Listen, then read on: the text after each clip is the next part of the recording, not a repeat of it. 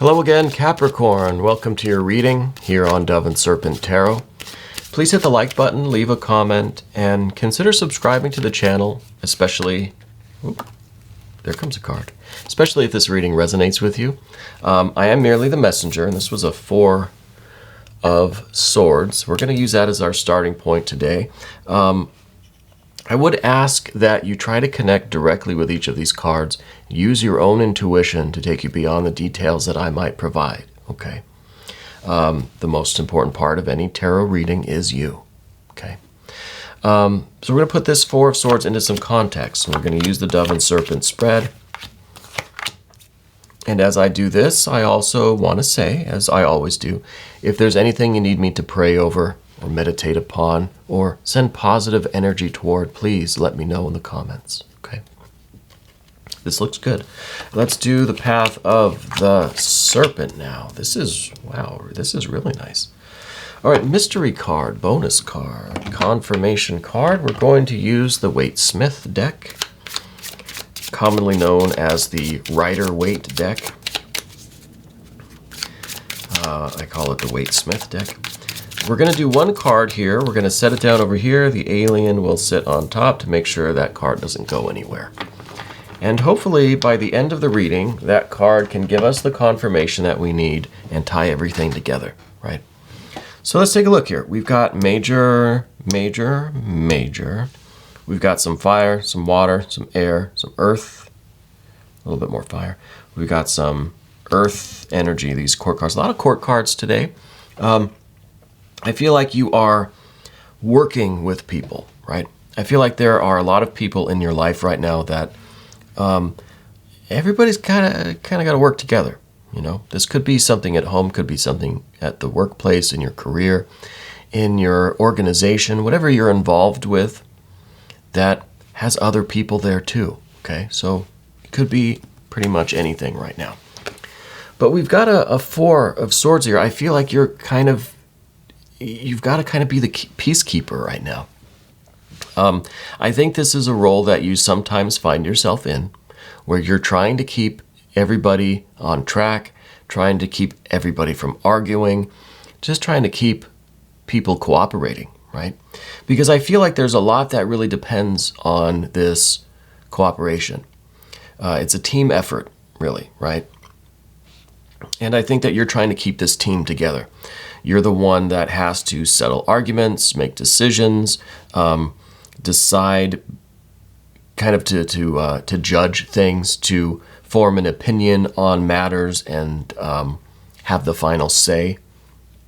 You're the one that kind of has to be the mediator between people when they have conflicts. I see some fire and some water here that could be in conflict. I see more cooperation on the Path of the Serpent, honestly. This earth energy, these kind of work together here very nicely. But right here on the Path of the Dove, we've got the fire and the water. I don't think they're getting along. I think that you have a special skill of calming people down, being reasonable with people, in a stern way, in a powerful way, a confident way, but also in a gentle way, you know, in a kind way, I guess I should say. And I feel like this is really being asked of you right now in your life. I think that there are two forces, this fire and this water. We're going to talk about those now. I think that there are these two energies. Now, these could be two different people. Could be two different departments, could be two different sides of the family, could be yourself and someone else. It could be two friends, could be siblings, could be two other family members, could be a couple of friends. It could be you struggling against some other aspect of yourself. It could be you struggling against your employer or the career field that you're in. Whatever exactly the details are, it's like fire and water, right? These two are not mixing very well. Okay, they're kind of opposites right now. You know, you say go left, they say go right. It doesn't get any more divergent than that. And when these two come together and try to cooperate, it just creates a lot of steam, a lot of heat, a lot of really suffering all around. But it is your business to try to keep that steam mellow. It's like you're trying to lower the heat a little bit. You're trying to calm things down so that this steam can just it can recondense into water. The heat can still be there, but we just got to turn down the heat and let the water kind of mellow out, So I think as things get busier and more hectic, things are more stressful and more demanding in your environment, the more the emotions start to heat up, right? We kind of have the heat of the kitchen, and then the tension, the emotion, the kind of frustration that starts to be expressed, right? A lot of heat in the kitchen here. Now, I don't know quite exactly if you are involved directly in this conflict or opposition, or if you're just the one that has to kind of manage it, okay? I kind of get this feeling like you have to manage it. Rather than you being one or the other of these, I think you're just kind of you're the one that has to keep it all going. Maybe you run a restaurant. Maybe you're a business owner, or you're in charge of some organization or some company, or it could be a community organization, a charity, whatever it is. It could be the family, honestly. But I feel like you're the one that's responsible for managing it all, okay?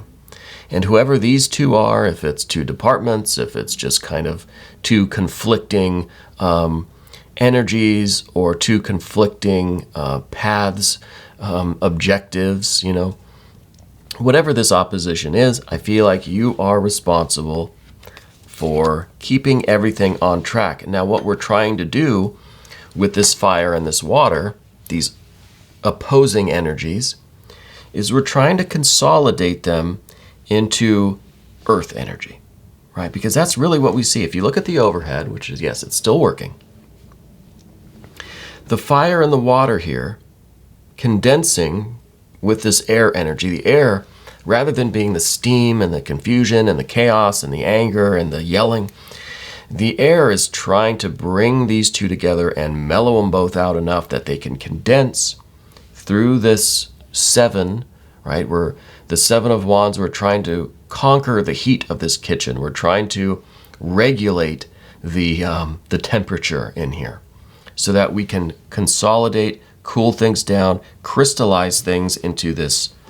This is some Jupiter energy, but this is still kind of has this idea. I know Jupiter is expansiveness and grandeur and big things, but in this case, it kind of has an earthy vibe to it, because we're trying to consolidate everything down to a really productive, well-functioning machine. We're trying to really bring all of the energy down so this wheel can turn, and this is the wheel of fortune. The faster this wheel spins, the more money we make, the more successful we become, the more this business or whatever this project is, wherever this energy is, can be more productive, right? More successful. And we get the Three of Discs. We're consolidating all of this energy into a functioning cooperative effort, right? A well-oiled machine, until this fire and this water energy now cannot be distinguished from each other. Now they're just both earth energies. But it's interesting because we have a Queen of Wands, who becomes the Queen of Pentacles. We've got a Prince of Cups that becomes a Prince of Pentacles. So no longer are the Prince and the Queen fighting. They have opposite interests. Now they're cooperating. Now they both are on the same page. They have the same goals, the same plans, right? So we're succeeding in doing this. And this is all for the benefit of the whole. This is all to keep things functioning, because you're trying to be successful. And now, what does success mean to you? What does fortune mean to you, right? Well, we spin the Wheel of Fortune, right? And I'm sure most of us are familiar with the game show that's been on TV at least in the US for forever, called Wheel of Fortune. Now, this isn't a plug for the show, but you spin this wheel, and you could either land on $1 million or you could land on bankruptcy and anywhere in between. So when we spin this Wheel of Fortune, we don't know really what is going to occur. We don't know what the result, we don't know where it's going to land, right? It could be $1 million, it could be bankruptcy. So this is the reality. This is the underlying foundation of things, is that whatever you're doing is kind of a roulette wheel, right? We're kind of spinning the wheel and hoping that it lands on success, either of our family plans, our endeavors, our relationship, our dynamic, just as a family, as a friend group, as a church, a lodge, a temple, an organization, a community thing, a charity, your business, the company that you work for, or just your department within the company, whatever it is. There's no guarantee it's going to be successful, but we're trying, as this Four of Swords, as the maybe manager or owner, the mediator, the regulator, you're trying to do whatever you can to maximize the odds that you're going to be successful, that this is going to land on the $1 million and not the bankruptcy, right? So I feel like it's kind of a gamble, right? But it's one where if we all work together, if we all try and we're all kind of cooperating, we'll at least have better chances of being successful. Still not guaranteed, but, we might get there.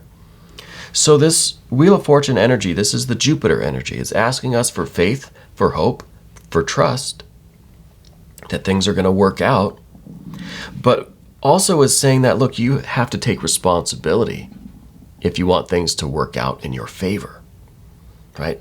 Things are going to work out in some way because time marches on, as they say. But if we want the best possible outcome, we have to take a little bit of responsibility. We have to try to regulate the temperature here. We don't want to just turn the burner on high, on maximum, and boil all the water away. And then the pan gets dry and it just starts to crack or whatever happens. We want to turn the temperature down. We don't have to go from 0 to 100 on the gas range. We can go somewhere in the middle. We can keep the pressure on. We can keep people emotionally invested, but we don't want to just boil everybody away, right? Because that's not a smart move. That's not going to bring us to success. So we have to regulate the temperature. We have to try to please everyone, really. And the Four of Swords is kind of about compromise, right? It's about conflict resolution. But if there's a true compromise, everybody's going to walk away with a little bit of what they want. The fire person's still going to have some fire. The water person's still going to have their water. But they're also going to leave the table with a little bit of what they don't want. So the Queen of Wands here is going to have a little bit of water. She doesn't want it, but she has it. And the Prince of Cups is going to have a little bit of fire. Doesn't really want it, but they'll have it because that's a compromise. You get some of what you want, some of what you don't want, right?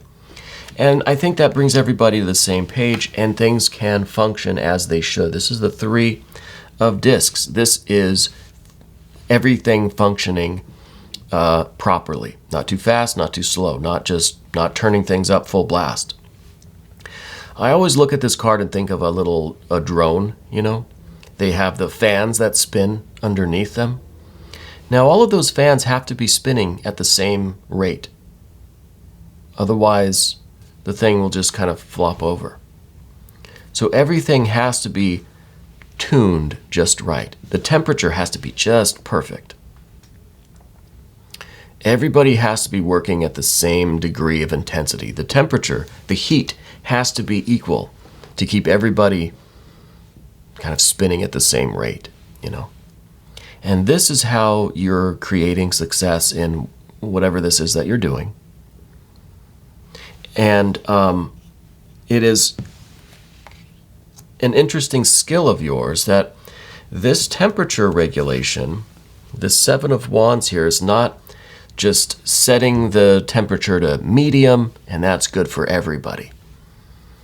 No, medium might be too hot for some things, might be too cold for other things, right? You set the temperature to medium, you're going to overcook the fish, you're going to undercook the steak or something, right? I'll have to ask my wife. She's the chef. So this is knowing how much heat to apply, how much pressure to put on each individual. This is about knowing people. This is about really being tuned in to the needs of other people so that you can provide them what they need in order to get everybody on the same page and get this project, this thing, this business, this family moving in the right direction together. Okay? Not every not every engine, not every car can take the same degree of throttle, right?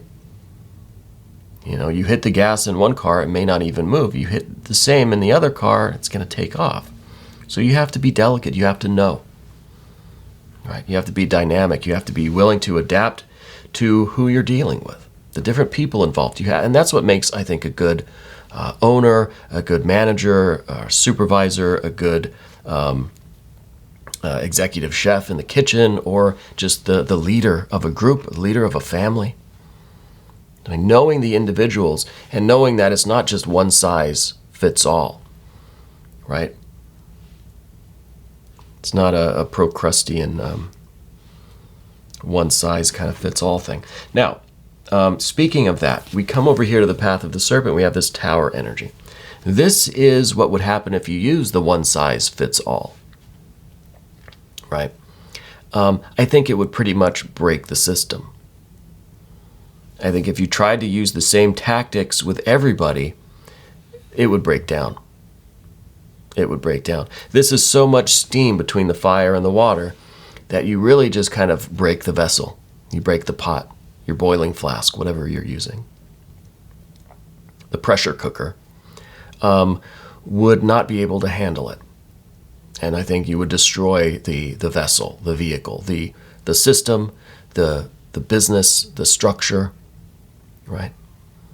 And I say vehicle for an important reason because we have the Chariot at the end here. And that's kind of what I've been looking at the Chariot in the periphery throughout the reading, because I do kind of feel like this is not just a machine that's working here in place, churning out a product or something. This is progress. We're trying to move forward with something.